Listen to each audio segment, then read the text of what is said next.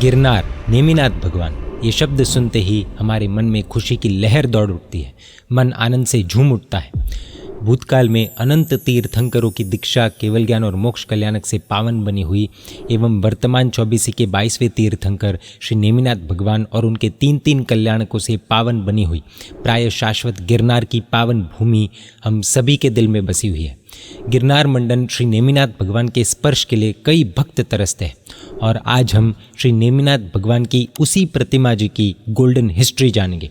तो प्रस्तुत है गिरनार शरण विहार प्रासाद रत्नसार श्रावक गोमेद यक्ष की कथा श्री अंबिका देवी की। इनक्रेडिबली इंटेलिजेंट सज्जन मंत्री ने आशोजवदी अमावस नेमिनाथ भगवान। गिरनार हिस्ट्री का एपिसोड 1, एक प्राचीन प्रतिमा का सफर। आप देख रहे हैं जैन मीडिया, बने रही इस वीडियो के अंत तक। सागर तीर्थंकर और नरवाहन राजा का मिलन। नेमिनाथ भगवान की इस अद्भुत प्रतिमा का इतिहास जम्बू द्वीप के भरत क्षेत्र की पिछली 24 के तीसरे तीर्थंकर यानी कि श्री सागर तीर्थंकर से शुरू होता है। सागर तीर्थंकर को केवल ज्ञान प्राप्त होने के बाद वे अलग अलग क्षेत्रों में विचरण करते हुए एक बार उज्जैनी यानी कि आज के उज्जैन शहर के बाहर एक उद्यान में आए। वहाँ पर देवताओं ने समवसरण की रचना की। उस समय उज्जैनी के नरवाहन राजा ने सागर तीर्थंकर की देशना सुनी। उन्होंने परमात्मा से पूछा, हे प्रभु, मुझे मोक्ष कब मिलेगा? प्रभु ने बताया, अगली 24 में जब 22वें तीर्थंकर बाल ब्रह्मचारी श्री नेमिनाथ भगवान का शासन होगा तब तुम्हें मोक्ष मिलेगा। ये सुनकर नरवाहन राजा को वैराग्य हो गया और उन्होंने भगवान से दीक्षा ली और तब त्याग ज्ञान ध्यान में लीन हो गए। नरवाहन मुनि का आयुष्य पूर्ण होने पर वे 5वें देवलोक में 10 सागरोपम की आयुष्य वाले इंद्र बने। सागर तीर्थंकर द्वारा देशना में मोक्ष का वर्णन। एक बार श्री सागर तीर्थंकर विचरण करते हुए चंपापुरी नगरी के एक बड़े उद्यान में आए। प्रभु ने समवसरण में देशना देनी शुरू की, जिसमें उन्होंने सिद्ध जीवों और सिद्धशिला के बारे में बताया। प्रभु ने बताया, 45 लाख योजन में फैली हुई उल्टे छाते जैसी सफेद रंग की सिद्धशिला है। यह 14 राजलोक में सर्वार्थ सिद्ध नामक अनुत्तर विमान से 12 योजन ऊपर है। इस जगह को मोक्ष कहते हैं। मोक्ष के कई नाम हैं, जैसे कि मुक्ति, सिद्धि, परमपद, भव निस्तार, अपुनर्भव, शिव, निर्वाण, अमृत, महोदय, ब्रह्म और महानंद। उस मुक्तिपुरी में अनंत सिद्ध जीव अनंत सुख में रहते हैं।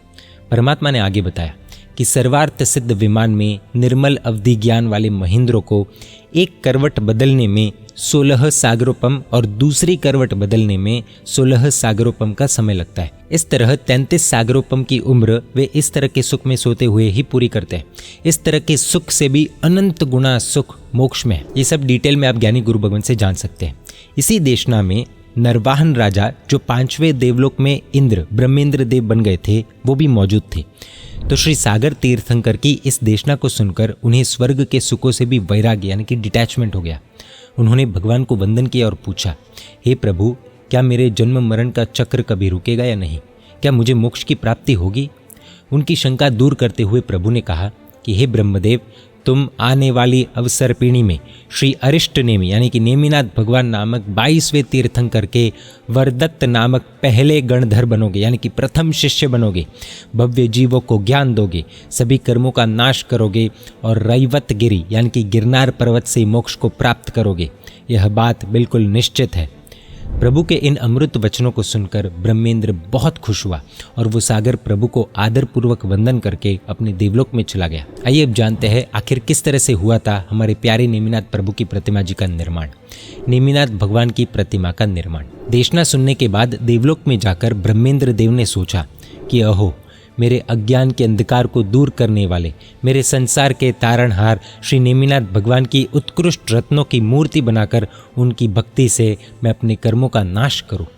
इस भावना के साथ देव ने नेमिनाथ भगवान की वज्रमय यानी कि हीरे जैसी कठोर प्रतिमा बनवाई, जिसकी चमक 12 योजन तक फैलती थी। 10 सागरोपम टाइम तक वह देव हर दिन, जो कभी नष्ट नहीं हो सकती ऐसी प्रतिमा की संगीत, नृत्य और नाटकों द्वारा उपासना करते रहे। इस तरह श्री नेमिनाथ प्रभु की भक्ति में लीन होकर अपने आयुष्य को पूर्ण करके ब्रह्मेंद्र देव वहाँ से च्यवन होकर यानी कि अवतरित होकर कई बड़े बड़े भव प्राप्त करके वो नेमिनाथ भगवान के समय में पुण्यसार नामक राजा बने। पुण्यसार राजा और गणधर पद। अब आते हैं नेमिनाथ प्रभु के समय में। केवल ज्ञान प्राप्ति के बाद श्री नेमिनाथ प्रभु समवसरण में पहली देशना दे रहे थे। प्रभु ने अपनी देशना में कहा, यह पुण्यसार राजा पूर्व भवों में स्वयं द्वारा बनवाई गई मूर्ति की 10 सागरोपम तक की गई भक्ति के प्रभाव से मेरे वरदत्त नामक पहले गणधर बनेंगे और मोक्ष को प्राप्त करेंगे। तब श्री नेमिनाथ प्रभु के समय के 5वें देवलोक के ब्रह्मेंद्र देव, वे भी उस देशना में मौजूद थे। वे भगवान को नमस्कार करके कहते हैं, हे भगवंत, आपकी उस प्रतिमा को मैं आज भी पूजता हूँ और मेरे पूर्व के इंद्रों ने भी भक्ति से उसकी उपासना की है। 5वें देवलोक में उत्पन्न होने वाले सभी ब्रह्मेंद्र आपकी उस प्रतिमा की पूरी भक्ति करते थे। आज आपके बताने पर ही इस प्रतिमा की अशाश्वतता का पता चला है। हम तो इसे शाश्वत ही मानते थे। शाश्वत यानी कि इमॉर्टल, यानी कि जो कभी नष्ट नहीं होगा, जो अनंत काल से है और अनंत काल तक रहेगा। अशाश्वत यानी कि मॉर्टल, यानी कि उसका निर्माण हुआ है और जो एक ना एक दिन नष्ट हो जाएगा, खत्म हो जाएगा। जैसे हमारी आत्मा शाश्वत यानी कि इमॉर्टल है, लेकिन शरीर अशाश्वत यानी कि मॉर्टल है। ब्रह्मेंद्र की बात सुनकर श्री नेमिनाथ प्रभु कहते हैं कि हे इंद्र, देवलोक में अशाश्वती प्रतिमा नहीं होती है, इसलिए आप उस प्रतिमा को पृथ्वी लोक पर ले आओ। प्रभु की आज्ञा से इंद्र तुरंत उस मूर्ति को लेकर आते हैं और श्री नेमिनाथ भगवान के चचेरे भाई श्री कृष्ण महाराजा अति आनंद के साथ वह मूर्ति को पूजा करने के लिए लेते हैं। गिरनार पर्वत की महिमा श्री नेमिनाथ प्रभु अपनी देशना में आगे बताते हैं कि रैवताचल गिरी यानी कि गिरनार पर्वत पुंडरिक गिरिराज यानी कि शत्रुंजय गिरिराज का सोने जैसा 5वां मुख्य शिखर है, जो मंदार और कल्प वृक्ष जैसे उत्तम पेड़ों से घिरा हुआ है। यह महान तीर्थ हमेशा भव्य जीवों के पापों को धोता है। इसके स्पर्श मात्र से हिंसा के पाप दूर हो जाते हैं। सभी तीर्थों की यात्रा का फल देने वाले इस गिरनार के दर्शन और स्पर्श मात्र से सभी पाप नष्ट होते हैं। इस गिरनार तीर्थ पर आकर जो सही कमाई वाले धन का सदुपयोग करते हैं, उन्हें जन्मों जन्मों तक संपत्ति मिलती है। जो यहाँ पर आकर भाव से जिन प्रतिमा जी की पूजा करते हैं, वे मोक्ष सुख को प्राप्त करते हैं। तो मानव सुख की तो बात ही क्या करनी। जो यहाँ पर सद्गुरु भगवंतों को शुद्ध अन्न, वस्त्र और पात्र दान करते हैं, वे मोक्ष यात्रा में आगे बढ़ते हैं। इस रैवत गिरी पर स्थित पेड़ और पक्षी भी धन्य और पुण्यशाली है, तो मनुष्य की तो क्या ही बात करनी। देवता, ऋषि, सिद्ध पुरुष, गंधर्व और किन्नर आदि हमेशा इस तीर्थ की सेवा करने आते हैं। गिरनार पर रहे हुए गजपत कुंड आदि अन्य कुंडों का अलग अलग प्रभाव है, जिसमें केवल 6 महीने स्नान करने से प्राणियों के कुष्ठ आदि रोग नष्ट हो जाते हैं। गजपत कुंड का इतिहास हम आने वाले एपिसोड्स में अवश्य जानेंगे। प्रतिमा का भविष्य और वर्तमान स्थिति। इस प्रकार बाल ब्रह्मचारी श्री नेमिनाथ भगवान के मुख से सभी गिरनार तीर्थ की महिमा सुनते हैं।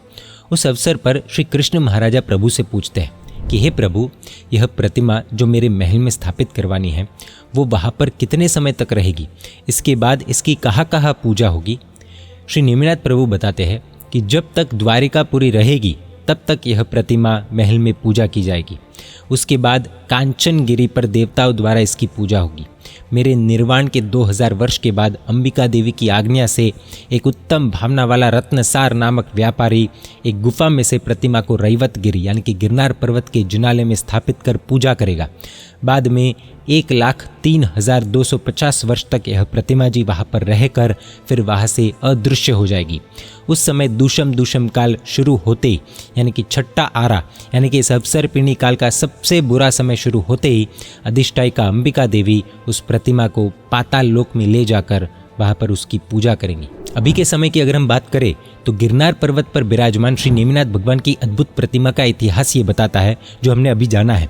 यह प्रतिमा पिछली 24वीं के तीसरे सागर नामक तीर्थंकर परमात्मा के समय में 5वें ब्रह्मलोक देवलोक के ब्रह्मेंद्र द्वारा बनवाई गई है और इसी कारण से भारत में ये वर्तमान में सबसे प्राचीन प्रतिमा मानी जाती है। श्री नेमिनाथ भगवान के निर्वाण यानी कि मोक्ष के बाद यह प्रतिमा सुश्रावक रत्नसार सेठ को कैसे प्राप्त हुई और वर्तमान में गिरनार के कर्ण विहार प्रासाद में श्री नेमिनाथ भगवान की जो प्रतिमा है वो वहां तक कैसे पहुंची, इसका इतिहास हम जानेंगे अगले एपिसोड में। जय जिन शासन, जय महावीर।